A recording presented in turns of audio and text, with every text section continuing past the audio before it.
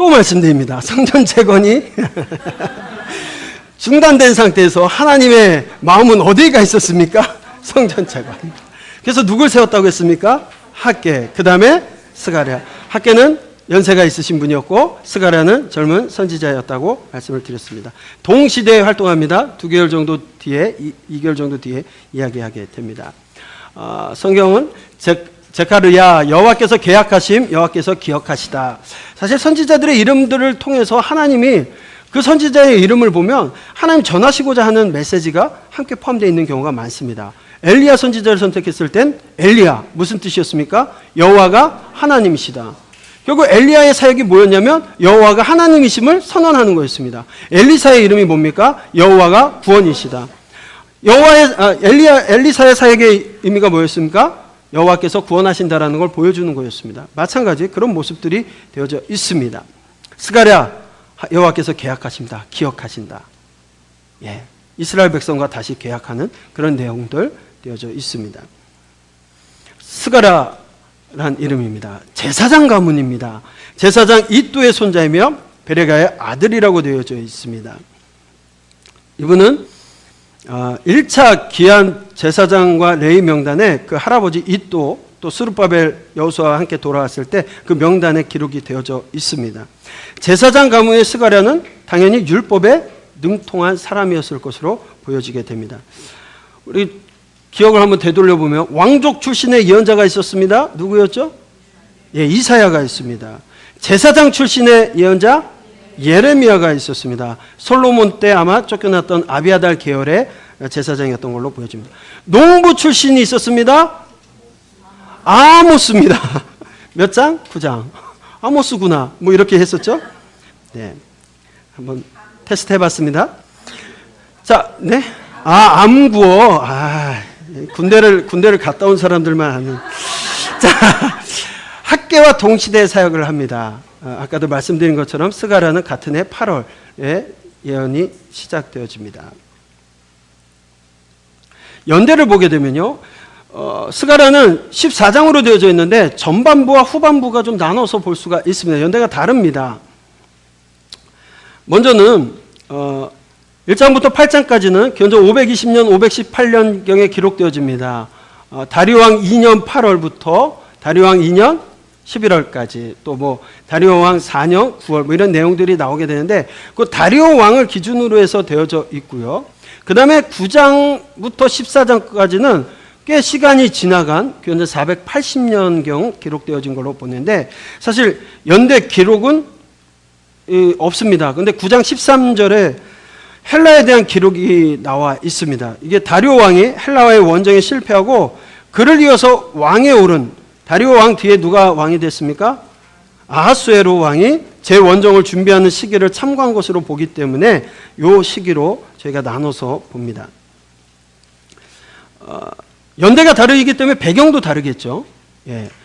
전반부는 우리가 잘 아시다시피 전반부와 후반부로 나눠지는데 기원전 537년에 바산 고레스의 칙령으로 이스라엘 백성들은 본국으로 귀환하고 그 다음에 성전 건축이 시작되었습니다. 하지만 외부의 방해로 이제 다 애울 거예요. 공사가 중단되어지고 16년 동안이나 정지된 상태가 되었다가 아닥사스다 왕의 조서의 공사가 520년 다리오 왕 2년까지 공사가 중단됩니다. 그래서 14년 내지는 16년이라고 말씀을 드렸습니다.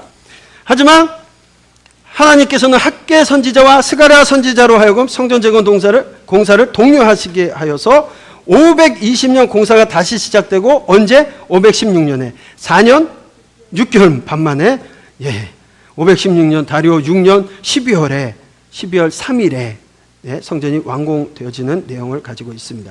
후반부는 약 44년이 성전 재건 후에 44년 정도 지나간 후의 이야기입니다.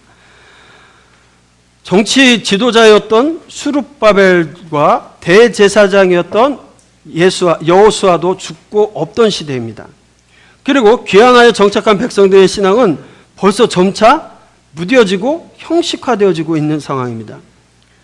또 혼인관계를 통하여서 사람들은 교역을 하며 예전에 솔로몬이 했던 것처럼 혼인관계를 통해서 교역을 하며 경제적인 풍요를 누리는 지주계층들이 생겼습니다. 뿐만 아니라 거기에 누가 합류하고 있었냐면 제사장과 레위인들도 있었습니다. 그런데 이런 현실이 아무렇지도 않게 정당하게 죄의식 없이 자연스럽게 받아들여지고 있었다는 겁니다. 사사기 시대에 보면 사사들이 했던 일들 보면 어떤 사사는요 기껏 한 게 자녀 낳고 자녀들에게 뭐 낙이 사주고 지금의 락이라고 하면 지금은 뭐예요? 에쿠스 같은 거 한 대씩 사주고 그게 사역의 전체예요. 하나님의 일을 한다면서. 오늘 어떻습니까? 목사님만 그래요? 예. 일단은 목사님이 적이 되니까 얘기를 하겠습니다. 목회자들 그런 걸 꿈꾸고 살아가는 건 혹시 아닙니까? 우리들의 생각이 늘 메가처치가 꿈이진 않으세요? 하나님의 선지자, 하나님의 사역을 했던 사람은 메가처치 했던 사람들이 없어요. 근데 우리들의 꿈은 늘 메가처치예요. 무엇을 위해서? 그러면서도 자연스러워요. 아무런 죄의식이 없습니다. 자연스럽게 받아들입니다. 요즘 하고 있는 모습들 비슷하게 생각합니다. 어쨌든 예루살렘 성과 국가의 재건이 이루어지지 않았습니다. 44년이 지났습니다. 성전 재건이 되었습니다. 뭔가 이루어질 것 같은데 아직도 예루살렘 성과 국가 재건은 이루어지지 않고 있습니다. 뭔가 놀라운 변화가 있을 거라는 희망도 상실되었습니다. 벌써부터 성전의 신앙과 성전 제의의 형식화가 이루어졌습니다. 왜 그런 거 있잖아요. 주일날 어디는 가고 싶은데 안 가면 왠지 찝찝름 하잖아요. 가다가 사고라도 날 것 같고 그렇지 않아요? 결국 때우기식 예배 드리는 것들, 뭔가 보험 들고 있는 것 같은 그런 것들 형식화되기 시작합니다. 여러분 신약에 가서 하나님께서는요 오늘도 예배자를 찾으신다라고 하는데 요한복음 4장에 보면 그 예배자가 누구냐면 하나님은 영이시니 예배하는 자가 영과 진리로 신령과 진정으로 예배할지니라. 하나님 지금도 그런 사람을 찾는다고 하세요. 영과 진리가 뭡니까? 신령과 진정이 뭡니까? 늘 신령과 진정은 찬양을 뜨겁게 하고 할렐루야 손 들고 찬양하고 막 이런 것만이 신령과 진정이라고 착각하고 제가 살았었어요. 그러니 제가 얼마나 열심으로 찬양하고 얼마나 열심히 기도하고 그랬게 했어요. 얼마나 기도를 했는지 하나님 앞에 하나님 저는 기도하다가 죽게 해주세요. 그러고 기도하다가 어느 날 숨이 꼴깍꼴깍 넘어가는 거예요. 그래서 기도를 바꿨어요. 하나님 말씀 보다가 죽게. 이것도 아니야. 그냥 잘 살다가 가게 해달라고 해야 되나? 어쨌든 그렇습니다. 형식화되어지는 거예요. 하나님께서 원하시는 건 영과 진리로 예배하는 죄예요. 우리의 뜨거운 열정 그게 아니고 영과 진리입니다. 영이 뭡니까? 성령 안에서 진리, 말씀으로 드려지는 예배예요. 그런데 성령 안에서 말씀으로 드려지지 않고 말씀은 상관없이 요절 하나 읽어놓고 그냥 다른 세상 얘기, 자기 잡다한 얘기, 잡스러운 얘기하고서 설교를 마무리한다면 그걸 듣는 자나 예배하는 자가 다 예배한 게 아닙니다. 그렇기 때문에 지도자가 더 중요해요. 제사장, 레위, 문제가 더 심각한 겁니다. 이들이 무너지면 회복할 수 있는 일이 없는 거예요. 성전 제의가 형식화되고 무너질 수밖에 없는 거예요. 백성들을 탓하기 전에. 인접한 이방 나라와 교역과 교류, 혼인관계를 통해서 무언가 이루려고 했던 그런 목적들이 있었습니다. 그래서 아하스웨로 왕이 이집트 반란 진입 후에 그리스도와의 전쟁을 준비하는 그 모든 상황이 후반부의 배경 가운데 나타나게 됩니다. 그럼 목적을 보겠습니다. 전반부 기록 목적은 뭐겠습니까? 계속 얘기하고 있습니다. 정지되었으니까 뭐 하라고요? 성전 재건하라고 그 얘기하고 있습니다. 포로에서 귀환한 백성들의 성결한 신앙 확립을 위해서, 또 성전 재건을 중단한 그들을 위로하고 격려하여 성전 재건을 완성하도록 독려하고 있습니다. 뭔가 조금 분위기가 달라졌어요. 학계 때는 호통치고 해라 그랬는데 여기서는 위로하고 격려하여 성전 재건 완성을 합니다. 왜? 8가지 환상을 통해서 그들을 다독여주고 있습니다. 성전 완공, 하나님의 영광을 상징하며 그분의 임재하실 처소를 마련하는 성스러운 일로 미래에 대한 소망을 일깨워주기 위해서 기록하였습니다. 후반부에는 달라집니다. 후반부에는 메시아에 관한 예언을 기록함으로써 이스라엘의 남은 자, 그들에게 메시아 왕국의 승리와 영광을 마음속으로 간직하도록 하기 위해서 메시아 사상을 고취시키고 있다는 거 여러분 보시면서 말씀해 주겠습니다.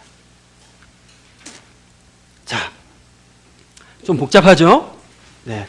14장으로 이루어져 있습니다. 왜? 사실 스가랴는 그냥 봐서는 안 돼요. 어떤 마음으로 봐야 되냐면 따라해 보세요. 일사가고 그렇게 보시면 돼요. 그렇기 때문에 스가랴는 14장. 더 좋은 걸 어제부터 찾았는데요. 도저히 생각이 안 나요. 일사각으로 읽으셔야 됩니다. 그래서 14장입니다. 그 14장 가운데 우리가 배경에 되어지는 8장까지가 전반부에 되어진 이야기고요. 1장부터 8장까지가 학계 선지와 동일한 시대를 배경으로 이 중단된 성전 재건 시작, 또 환상을 통해서 성전 재건을 촉구하는 내용이었고요. 9장부터 14장은 학계 활동보다 40년 정도 뒤에 이야기를 하게 되고 성전과 성벽이 준공된 다음에 이야기입니다. 성전과 성벽이 준공되었는데 왜 이스라엘 왕국은 아직도 회복되지 않는가라는 의문과 질문 속에서 그들을 통치할 메시아가 오실 것이고 이스라엘을 구원할 예언을 말씀하고 있는 겁니다. 그래서 우리가 큰 틀로 보게 되면 9장, 8장까지 나눠지는데 그 가운데서도 8개의 환상과 참된 금식에 대한 이야기하고 그 다음에 메시아에 대한 이야기로 나오게 됩니다. 사실 핵심적인 부분을 여러분들 우리가 PPT를 통해서 보여드리고 여러분 책에도 있지만 한마디로 이거 무엇을 얘기하려고 하느냐라고 본다면 핵심을 좀 보시면 좋을 것 같아요. 내게 돌아오라 그리하면 만군의 여호와가 너희에게로 돌아가리라. 너희가 마음을 내게로 돌이키고 하나님 마음 중심으로 돌아온다면 나 역시도 하나님께서도 이스라엘 백성들에게 돌아가겠다라는 말씀을 하고 있는 겁니다.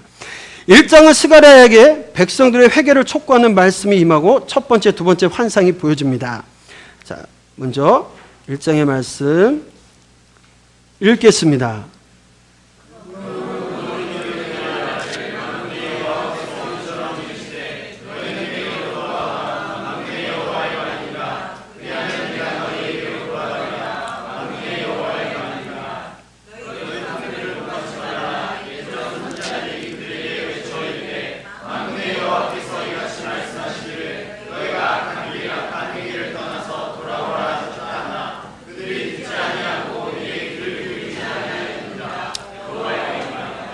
우리가 학계를 통해서 보았듯이 왜 그들이 열심히 자기 일에 앞장서고 방치한 채 그렇게 살았음에도 불구하고 왜 소출이 적었습니까?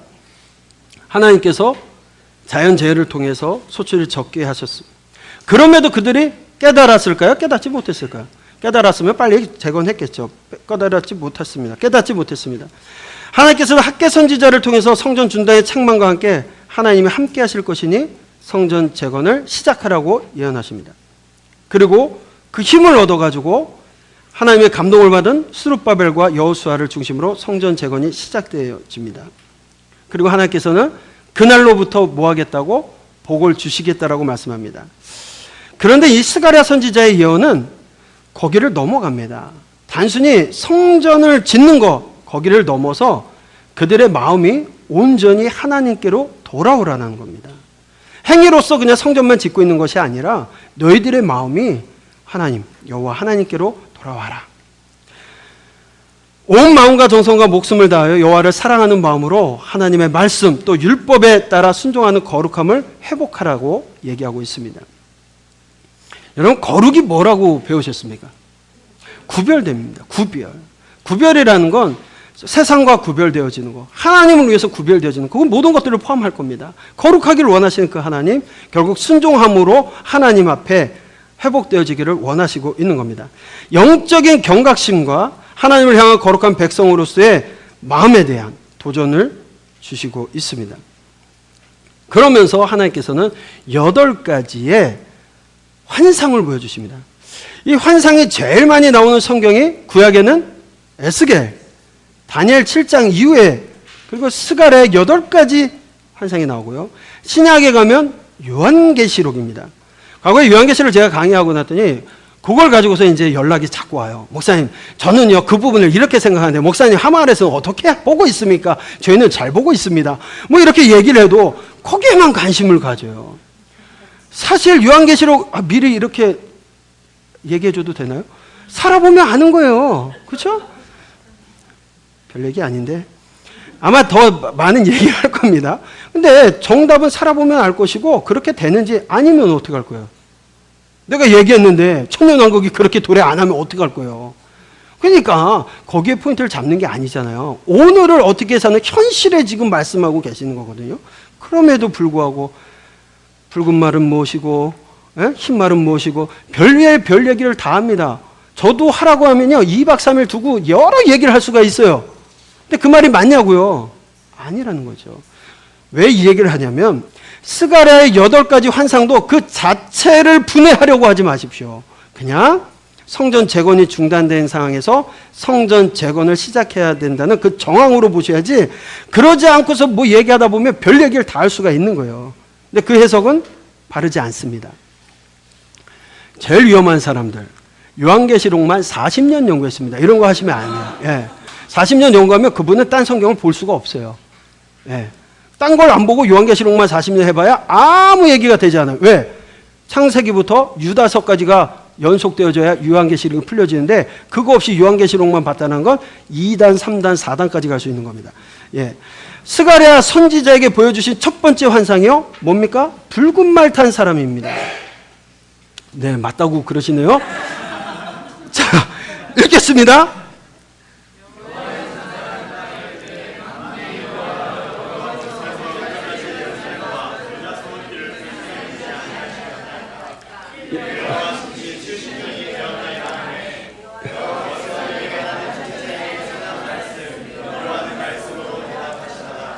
내게 말하는 천사가 내게 이르되 너는 외쳐 이르기를 만군의 여호와의 말씀에 내가 예루살렘을 위하여 시온을 위하여 크게 질투하며 안일한 여러 나라들 때문에 심히 진노하나니 나는 조금 노하였을 것.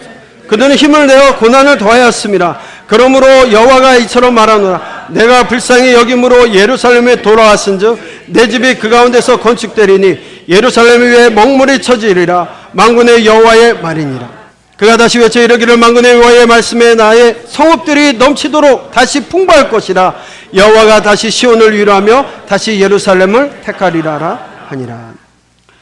첫 번째 환상을 보게 되니까 환상 속에 한 사람의 붉은 말을 타고 골짜기 속 화석류 나무 사이에 섰습니다.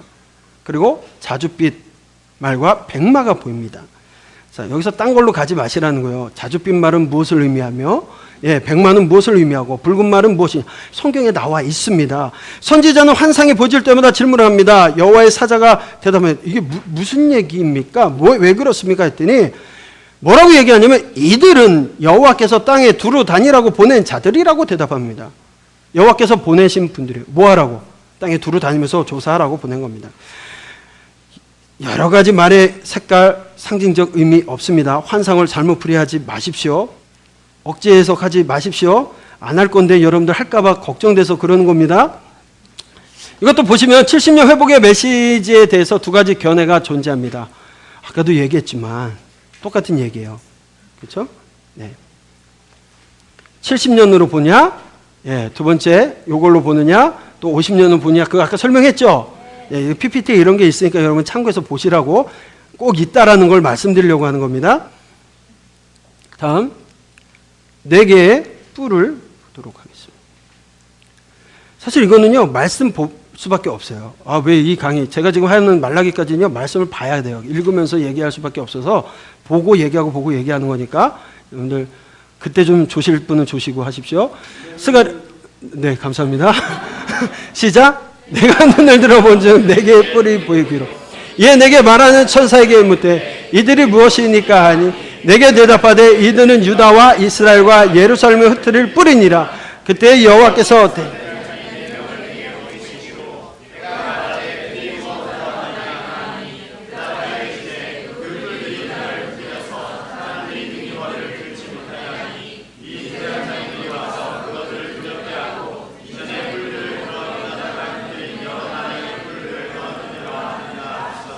네, 무슨 얘기인지 아시겠죠?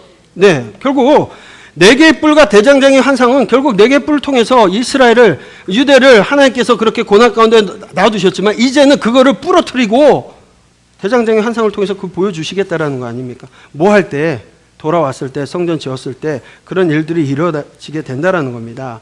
2장에서는요 측량줄에 대한 이야기가 나옵니다. 네, 읽겠습니다.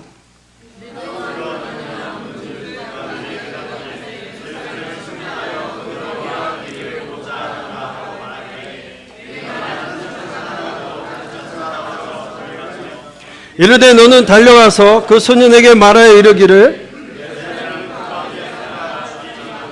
성곽 없는 성읍이 될 것이라 하라.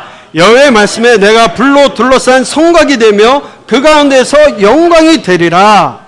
또 12절 13절 보게 되면 여호와께서 장차 유다를 거룩한 땅에서 자기 소유를 삼으시고 다시 예루살렘을 택하시리니 모든 육체가 여호와 앞에서 잠잠할 것은 여호와께서 그의 거룩한 처소에서 일어나심이라 하라 하더라. 네.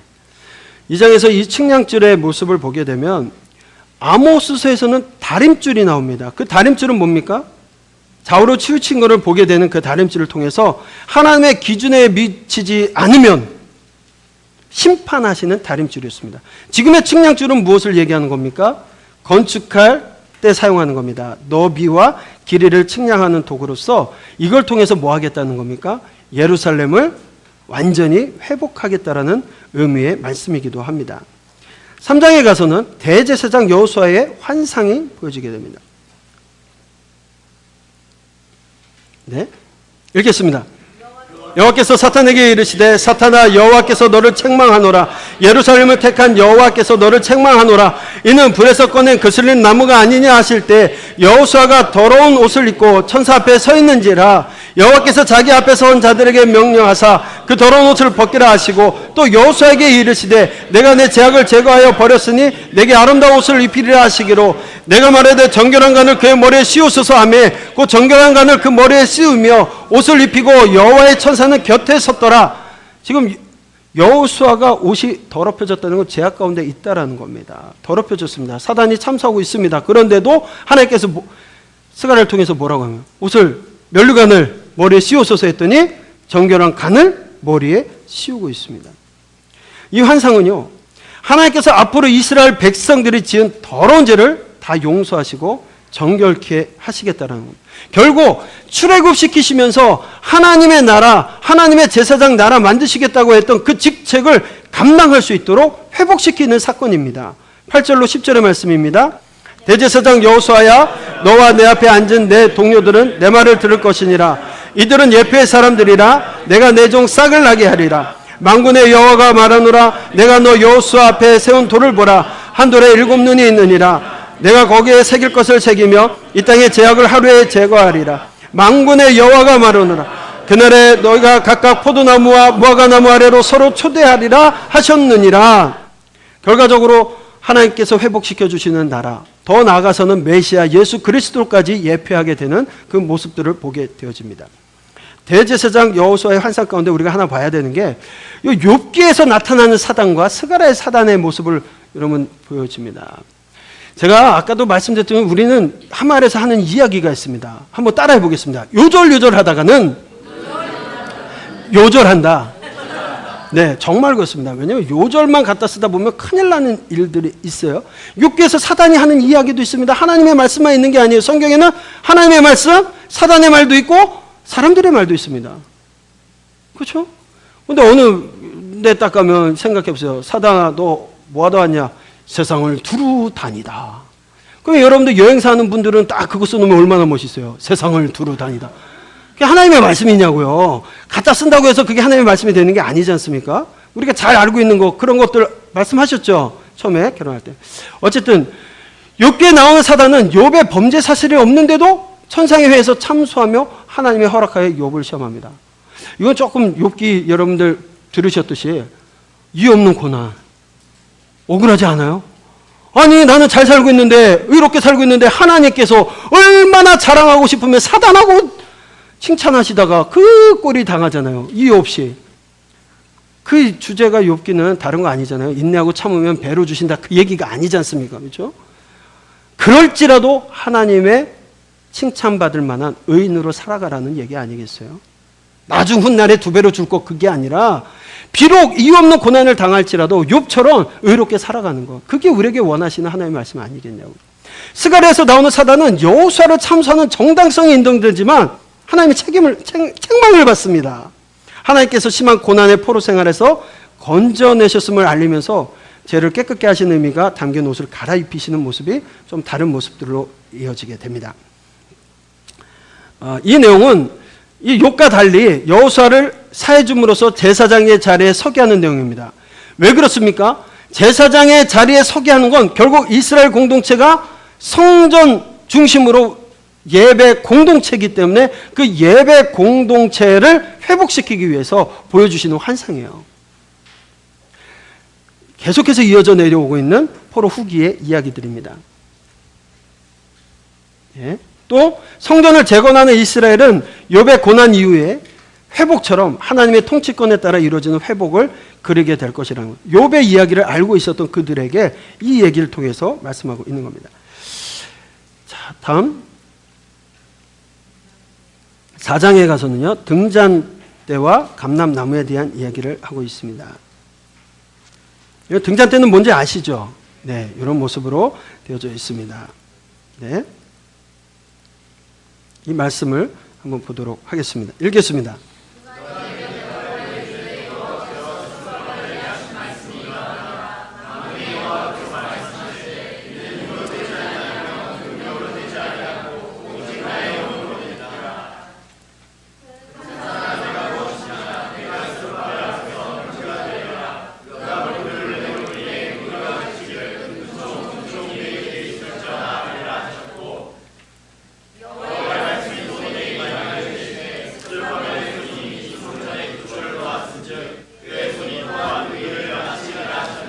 만군의 여호와께서 나를 너에게 보내신 줄을 내가 알리라 하셨느니라.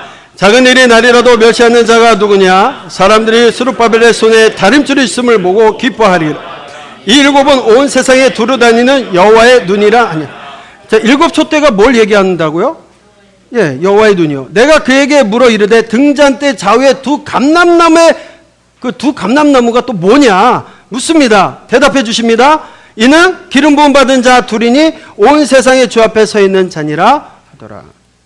네. 4장에서 이 5번째 환상은 순금등대 하나와 양쪽에 두 감람나무 환상이었습니다. 성전의 등잔대 위에는 7 등잔이 있고 그 등잔대 곁에 두 감람나무가 오른쪽과 왼쪽에 있었습니다. 등잔대 위에 7 등잔은 여호와의 현존을 나타낸다라고 이야기했고요. 이 환상은 스룹바벨에게 사람의 힘과 능력이 아니라 너희들이 그냥 성전 재건하는 것이 사람의 힘과 능력이 아니라 하나님의 영으로 말미암아 성전 재건을 반대하는 세력과 관계없이 성전 재건이 완성될 수 있다는 걸 확인시켜주고 계시는 겁니다. 이 말씀 또 딴 데 갖다 쓰면 안 돼요. 찬양하는 사람들이 이는 영으로도 아니요 능으로도 아니요 오직 주의 성령으로 뭐 하겠다라는 거예요? 그걸로 성전 건축하시겠다라는 거예요. 하나님께서 그렇게 하시겠다라는 의지입니다. 그리고 두 감람나무는 정치적인 지도자였던 유대 총독 스룹바벨과 또 종교적 지도자였던 대제사장 여호수아를 의미합니다. 또한 장차 오실 메시아, 그분은 누구냐? 종교적 지도자인 대제사장 여호수아와 유대 총독이었던 스룹바벨과 같은 위치에 있다라는 것을 의미하는 두 가지의 위치를 갖고 계시다. 그래서 학개서 2장 23절에 스룹바벨에게 인장반지의 약속을 주신 것처럼 이스라엘의 회복을 확인시켜 주시는 말씀입니다. 5장에 보면요, 두 개의 환상이 되어 있는 날아가는 두루마리와 에바 안에 앉은 여인의 환상을 보게 됩니다. 또 읽겠습니다.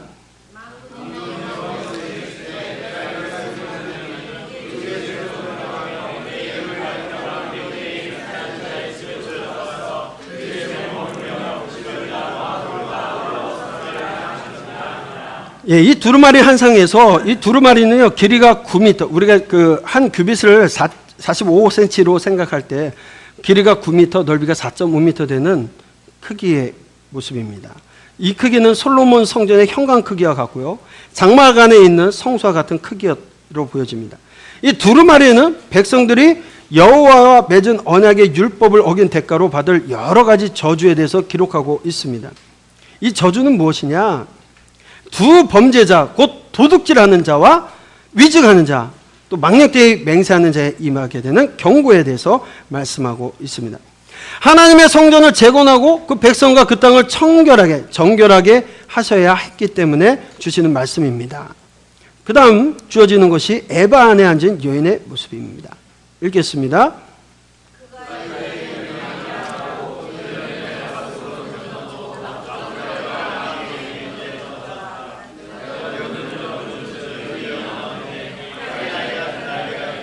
그 날개에 바람이 있더라. 그들이 그 에바 천지 사이에 들었기로 내가 내게 말하는 천사에게 묻되 그들이 에바를 어디로 옮겨가나이까 하니 그가 내게 이르되 그들이 신할 땅으로 가서 그것을 위하여 집을 지으려 함이니라. 중공되면 그것이 제 처소에 머물게 되리라 하더라. 결국 이 환상은 바벨론을 의미하는 이 여인이 다시 전 세계적인 악의 중심지에 서게 될 것을 예언하는 말씀이기도 합니다. 여덟 번째 환상인 네 병거의 환상이 있습니다. 네, 읽겠습니다. 천사가 대답해 이르되 이는 하늘의 네 바람인데 온 세상이 주 앞에 서 있다가 나가는 것이라 하더라. 검은 말은 북쪽 땅으로 나가고 흰 말은 그 뒤를 따르고 어롱진 말은 남쪽 땅으로 나가고 건장한 말은 나가서 땅에 두루 다니고자 하니 그가 이르되 너희는 여기서 나가서 땅에 두루 다니라 하매 그 땅이 두루 다니더라. 그가 내게 외쳐 말하여 이르되 북쪽으로 나간 자들이 북쪽에서 내 영을 쉬게 하였느니라 하더라.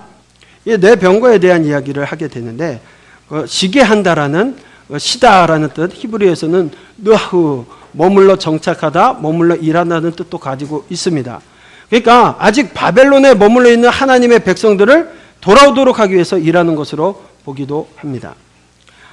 이렇게 볼 때 북쪽으로 나갔던 병거는 이스라엘 남은 자들을 태우기 위한 도구의 상징으로 의미하기도 합니다. 네. 그리고 6장에 가서 또 말씀이 스가랴에게 임합니다. 네, 또 읽겠습니다. 대제사장 여호수아의 머리에 씌우고 말하여 이르기를 만군의 여호와께서 이같이 말씀하시되 보라 싹이라 이름하는 사람이 자기 곳에서 돋아나서 여호와의 전을 건축하리라. 그가 여호와의 전을 건축하고 영광도 얻고 그 자리에 앉아서 다스릴 것이요 또 제사장이 자기 자리에 있으리니 이 둘 사이에 평화의 인원이 있으리라 하셨다 하고, 이 상징적 행동으로 1차적으로는 당시 성전 건축이 중단되었다가 다시 시작하는 백성들에게 용기와 소망을 주기 위한 말씀이었습니다. 이 예언은 앞으로 장차 오실 다윗의 후손으로 오실 왕 멜기세덱의 반차를 따르시는 제사장 메시아로 오실 순 곧 예수 그리스도를 나타내기도 합니다. 또 여기서 보게 되면 여호수아에게만 멸류관을 주는 걸로 되어져 있지만 히브리 원어상에서는 이 멸류관이 복수로 되어져 있습니다. 그렇게 보여진다면 멸류관이라는 게 제사장과 메시아를 예표하는 상징 행동이라고 봐 되어지고 있지만 두 지도자 스룹바벨과 여호수아 모두에게 씌워진 것으로 보는 것이 타당할 것입니다. 네, 그리고 7장으로 넘어가게 됩니다. 7장과 8장에는 이 참된 금식에 대한 이야기가 나오게 되는데, 형식적인 금식과 불순종의 책망, 그 다음에 은혜 회복과 영광에 대한 얘기를 하시면서 금식들이 그동안 해왔던 금식이 누구를 위한 금식이었는지를 생각하고 오히려 공의를 행하는 것이 맞다라는 말씀을 주시는 겁니다. 한번 또 말씀을 찾아보도록 하겠습니다. 읽겠습니다.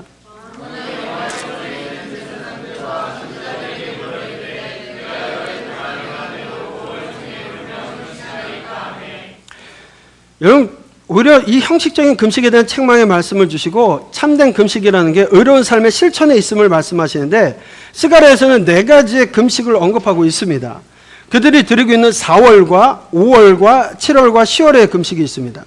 이 4월의 금식은 주전 587년에 예루살렘 성벽 북쪽이 파괴되어서 적들이 뚫고 들어와서 사로잡힌 것을 기억하기 위해서 금식하는 겁니다. 또 5월의 금식은 같은 해 예루살렘 성전이 파괴되고 불탄 것을 기념하는 겁니다. 7월의 금식은 예루살렘의 멸망 후에 유다 총독이었던 누가 있었습니까? 그다랴. 그가 암살당한 날을 기억하기 위해서 드리는 금식입니다. 또 속죄의 날이라고 가리키기도 합니다.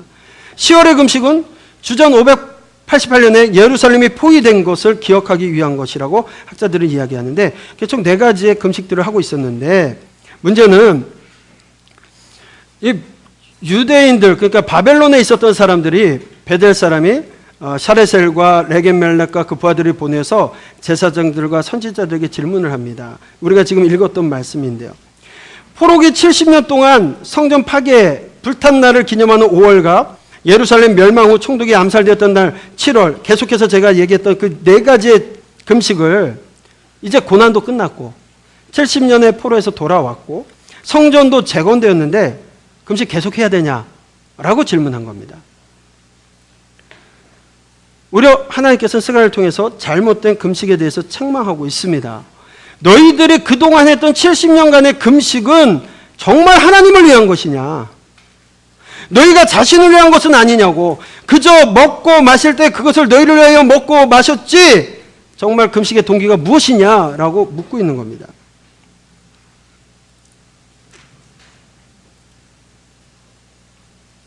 네. 또 9절과 13절의 말씀을 읽겠습니다. 만군의 여호와가 이같이 말하여 이르기를 서로 인애와 긍휼을 베푸며 가부와 고와 나그네와 궁핍한 자를 압제하지 말며 서로 해하려고 마음에 도모하지 말라 하였으나 그들이 듣기를 싫어하여 등을 돌리며 듣지 아니하려고 귀를 막으며 그 마음을 금강석 같게 하여 율법과 만군의 여호와가 그의 영으로 옛 선지자를 통하여 전한 말씀을 듣지 아니하므로 큰 진노가 만군의 여호와께로부터 나왔도다. 내가 불러도 그들이 듣지 아니한 것처럼 그들이 불러도 내가 듣지 아니하리라. 만군의 여호와의. 하나님께서 금식하며 애통하는 것보다 중요한 건 하나님의 법에 따라 사는 것을 기뻐하신다라는 말씀을 주시는 겁니다. 이사야에서도 참된 금식에 대한 이야기를 했습니다. 그렇죠? 금식하면 흉악의 결박을 풀어주고 능력이 생기고, 왜 금식 기도마다 세워져 있는 그 말씀, 그 의미가 아니었지 않습니까? 정말 하나님 원하시는 금식은 오히려 묶여있는 자를 풀어주고 압제된 자에게, 벗은 자에게 그 말씀을 오히려 그렇게 도와주는 게 진정 하나님이 기뻐하시는 금식이라는 이야기를 하는데, 그들은 자기들을 위해서 여전히 오늘날도 통곡의 벽에서 자신들을 위해서 기도하고 있다는, 오히려 하나님께서는 당시 백성들이 어려운 상황에서도 서로를 자비와 긍휼의 마음으로 약하고 가난한 자를 돕고 서로 해하려고 속이지 말고 공의로운 재판을 하면서 살기를 바라시는 그 마음이 더 컸습니다. 과거 선조들도 금식했습니다. 그런데 선지자들이 통해서 주신 말씀, 그들은 금식하면서도 그 말씀을 듣지 않았기에 하나님께서 그 금식 기도에도 반응하시지 않고 나라가 멸망했다라는 이야기를 합니다. 이 말씀은 이 성전을 짓고 있는 중에 백성들의 삶이 굉장히 궁핍했습니다. 그렇기 때문에 더 필요한 말씀이었을지도 모릅니다. 8장에서 이제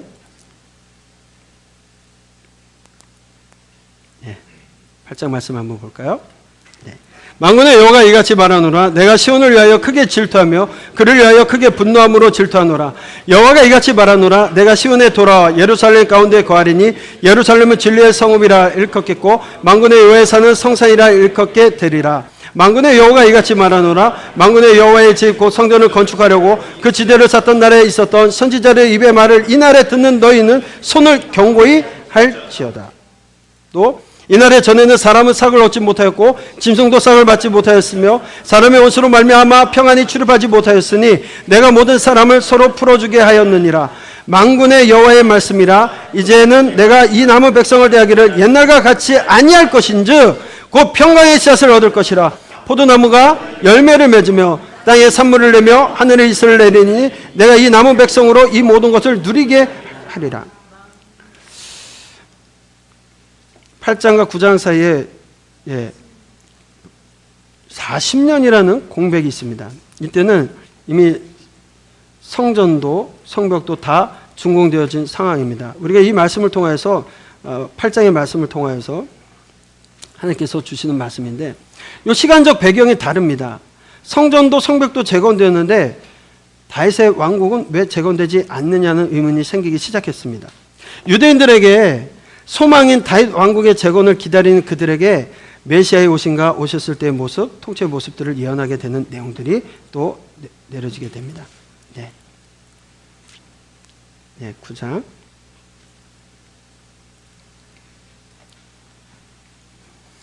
(9장에서) (14장까지는) 열방을 심판하실 것에 대한 예언하고 메시아의 오심에 대해서 말씀하고 있습니다. 그러나 메시아께서 오실 것이라고 말씀하시는데 그 메시아는 사람들로 인해서 또 배척을 당하실 것이라는 겁니다. 그분이 이스라엘을 회복시키시고 통치하시게 될 것을 말씀하고 있습니다. 이것은 장차 회복될 하나님의 약속, 또 메시아가 다스리는 나라에 대한 예언의 말씀입니다. 제가 요 9장부터 14장까지는 여러분들 그냥 이렇게만 보고 가는데 그 내용들이면 메시아가 오시지만 그들이 배척하고 그럼에도 재림하시고 통치하실 그날이 오게 되는 이야기들을 하고 있습니다. 이 예언은 1차적으로는 당시 포로 귀환 속에서 어렵게 성전을 건축하는 그 택하신 백성들에게 격려와 위로를 주시기 위해서 주시는 말씀이었고요. 그러다 보니까 스가랴의 말씀을 통해서 하나님의 성전을 재건하는 것과 마지막 메시아가 오실 것에 대한 이야기를 쓰고 있습니다. 스가랴 끝에 여러분 에스라 5장이라고 쓰시면 스가랴를 보시고 다시 에스라 5장으로 돌아가시면 될 것 같습니다. 스가랴서를 정리해 봅니다. 전체 14장까지 되어 있습니다. 왜 14장이라고 했습니까? 일사각오로 읽어야 됩니다. 특별히 두 부분으로 나눠지게 되는데 1장부터 8장까지는 성전 재건을 위한 8가지 환상과 함께 성전 재건을 독려하는 내용이 되어져 있고, 그 다음에 그럼에도 불구하고 시간이 지나고 성전도 지어지고 재건되는데 하나님의 약속의 나라가 도래하지 않고 있는 그들에게 먼 날 메시아의 때가 오게 될 것이고, 그러나 그들이 메시아를 배척하게 되는 이야기들, 그럼에도 다시 재림하시고 통치하실 그날을 기대하며 이야기하고 있습니다. 스가랴는 기원전 538년에 내려진 바사왕 고레스의 칙령으로 바벨론의 포로민들이 본국으로 귀환하여 중단된 성전 건축이 재개되도록 활동한 동시대의 선지자 학개와 활동했던 분입니다. 스가랴서 전반부 1장부터 8장까지는 16년간 이제는 지겨울 정도로 들었습니다. 성전 건축을 재개하면서 완공하도록 백성들을 격려하면서 성전에 임하실 영광을 제시하고 소망을 주시는 내용이었습니다. 하나님께서는 8개 환상을 통해서 성전 재건이 반드시 이루어질 것이라는 희망과 확신을 주셨습니다. 그리고 후반부 9장부터 14장까지는 성전을 건축한 지 40년이 지나도 회복되지 않는 유대 왕국이 회복이 이루어지지 않음으로 백성들이 희망이 사라지고 또 신앙은 형식화되어가는 상황 속에서 남은 자들을 위하여 메시아가 오실 것에 대한 희망을 주고 계십니다. 그 메시아 예언을 통해서 예루살렘의 참 평화와 승리와 회복이 있을 것이고 택한 백성을 대적하는 이방 나라들에 대한 심판이 있을 것임을 예언합니다. 따라서 성전 재건 공사에 참여하는 백성들에게 메시아 왕국의 승리와 영광을 간직하면서 이스라엘 나라의 재건과 회복에 대한 희망을 잃지 않도록 격려하고 있는 내용이 스가랴의 내용입니다. 자, 스가랴 마쳤습니다.